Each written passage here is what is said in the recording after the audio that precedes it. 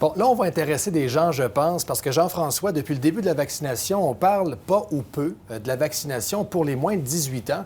Et ce qu'on constate, là, c'est qu'ils vont attendre un certain temps avant qu'on arrive à eux. Oui, on n'en parle pas souvent, mais il y a 55 000 jeunes et adolescents qui ont développé la COVID au Québec depuis le début de la pandémie. Pour la majorité d'entre eux, il n'y a pas eu de problème. Par contre, il y en a qui éprouvent des symptômes pendant plusieurs mois et ils ne peuvent pas être vaccinés actuellement parce que 3 des 4 vaccins autorisés au Canada, ceux de Moderna, d'AstraZeneca et de Johnson & Johnson, le sont pour les 18 ans et plus. Quant à celui de Pfizer, il peut être offert aux jeunes de 16 et 17 ans. Et c'est le cas de la jeune femme que vous voyez ici, Bronwyn O'Hearn. C'est une des plus jeunes Canadiennes à avoir été vaccinée.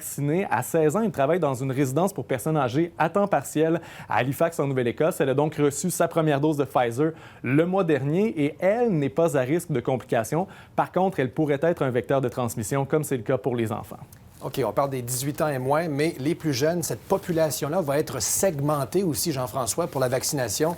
Les 15 ans et moins, eux, attendent aussi. Et c'est dur de trouver des volontaires pour tester les vaccins. Exactement. Pour les adultes, ils peuvent remplir le formulaire de consentement eux-mêmes. Pour les enfants, c'est un peu plus compliqué.